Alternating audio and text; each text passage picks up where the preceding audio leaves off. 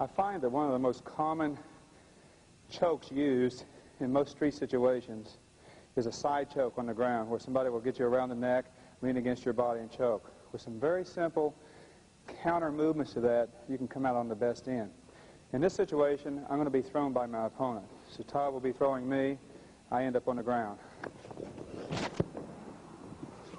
This is what I was talking about, where you're in the side choke position. A lot of times they'll be creating pressure on your neck in here. It's very important. One thing you can do immediately is his leverage is pushing against my stomach or my chest. That's what keeps me on the ground. If you'll turn your body sideways toward your opponent, I'm going to turn towards my right, then that loosens up the amount of leverage he has. At the same time, the first move I'm going to have you do is turn quickly, bring your left hand over his arm by his neck. I'm going to throw my left leg over his back. You'll see that I'm coming up. So by throwing my left arm over his arm, locking his arm behind my neck, throwing my leg over, then I can come up into an arm bar or a spread out. Try to get in that position again. From here, I'm going to turn to the side. I'm going to try to roll towards my stomach. In doing so, I'm going to come right up and spread. I'm pushing my arms towards the floor, locking them out. You'll see when I spread out, it'll create pressure on his arm. Okay, either that way or up on one knee. The second option we have from the ground is to turn sideways again, form a bridge with both arms. When I turn, immediately I try to turn sideways and protect my neck.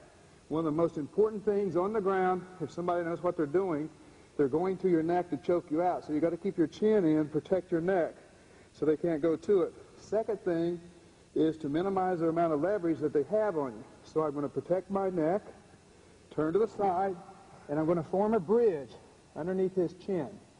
All right, now I'm going to show a close-up of the bridge. When I turn to the side, I'm going to put this elbow down, put this hand just like this.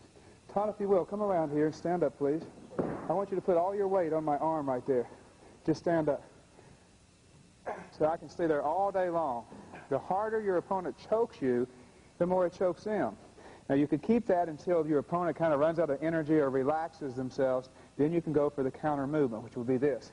If you will, get me here. Okay, he has around my neck. I turn sideways. Go ahead and choke a little bit tighter. Turn sideways. Start prying up. Take your time. Form this bridge. Go ahead and try to choke. All right, you have a good, strong bridge. When you feel the right moment that they start to relax, you'll bridge back. At the same time, you're inching your body counterclockwise away so they have nothing to lean against. You'll see now that I have moved my body, he has nothing to lean against. Then I can push back. At the right moment, your left leg comes up, over, across the neck. The bend of my knee is right around by his windpipe. I'll bring my right foot over, hooking my heel on my foreleg. I have a nice leg or scissors technique to the neck. At the same time, when I bridge back with my body, I bring his hand against my chest and arch up to create tremendous pressure on the arm, the shoulder, and also I have a choking technique against the neck with my legs. So this is a good way to make the best of a bad situation. I'll throw again. We'll work through the whole scenario kind of slow. I'm down, turn, choke, slide out, up, lock, and bridge out.